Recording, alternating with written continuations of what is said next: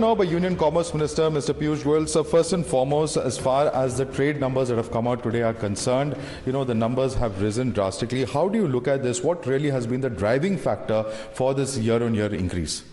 Well, I think the story really started on 6th of August 2021, when in the midst of the COVID pandemic, Prime Minister Narendra Modi gave an inspirational talk and interacted with all the missions in 180 countries, where he talked to industry associations and captains of business chambers of commerce.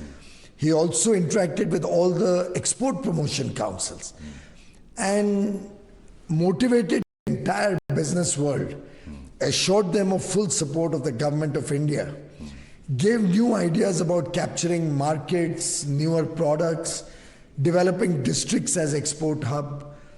And I think that day will be written in red letters as truly the day India transformed its thinking to become more outward looking, open up its doors to greater international engagement.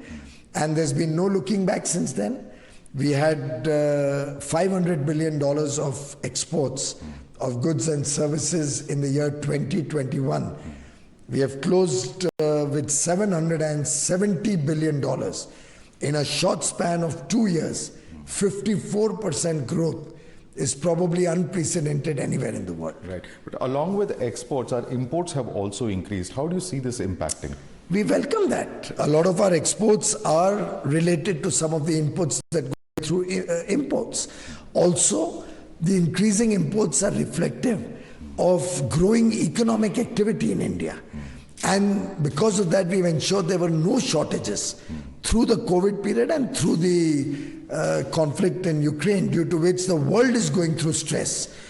Countries which had 1.5% inflation are experiencing double-digit inflation. Developed world is in recession. Many countries are seeing serious problems in their economies, whereas India is the bright spot, recognized as such by the world.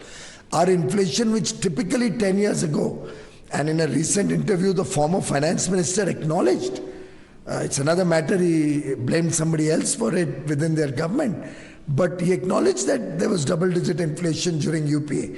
But in Prime Minister Modi's government, we've been able to maintain inflation at really moderate levels.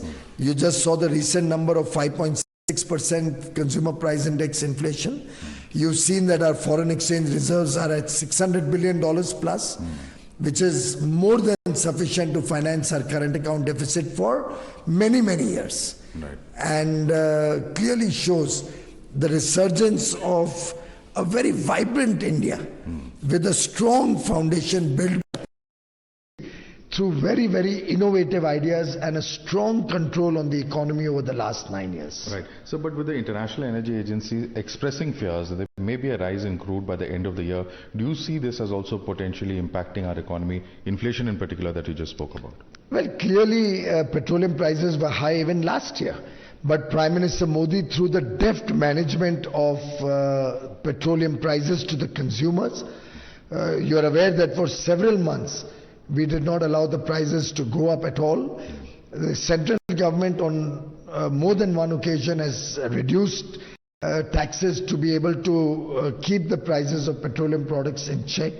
Many of the BJP and NDA state governments also supported this with reduction in local taxes and state VAT. I wish all the other governments had also supported this endeavor, so that even people living in states like Rajasthan and Kerala, Telangana and West Bengal, Jharkhand could have benefited from lower petrol and diesel prices.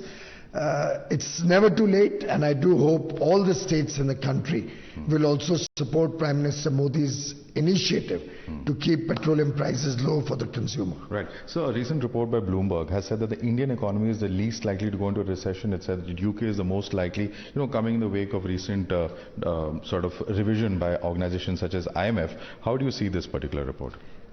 Well, we keep hearing and reading several outcomes and several projections. Sometimes they go up, sometimes they go down. I would like to believe the projections set out by the Reserve Bank of India, who understands the Indian economy and who moderates it based on actual on the ground data. Several times it's also the sentiment which has to be understood.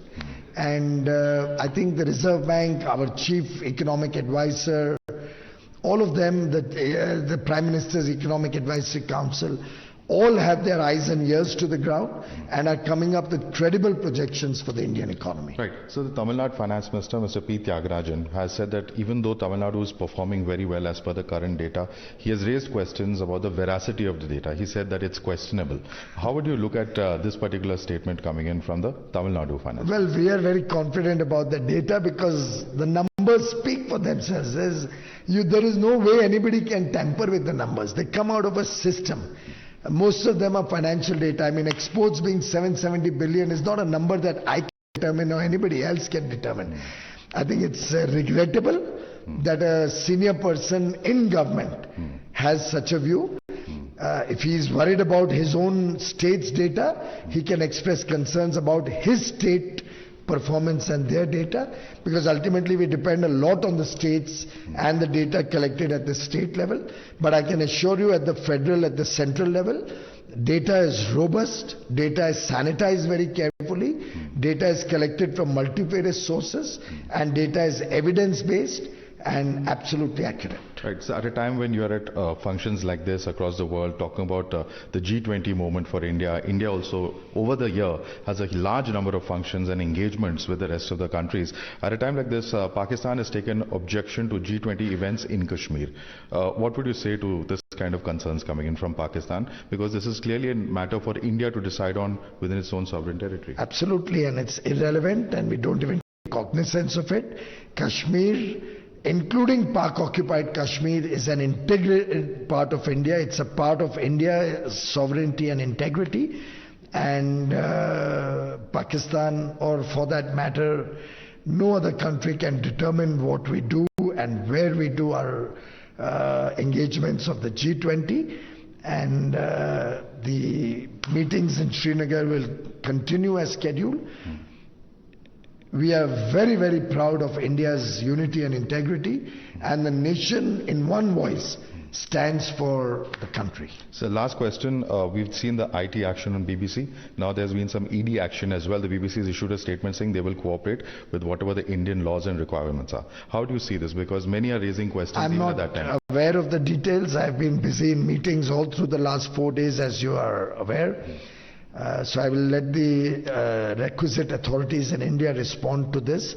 They would know the details of it.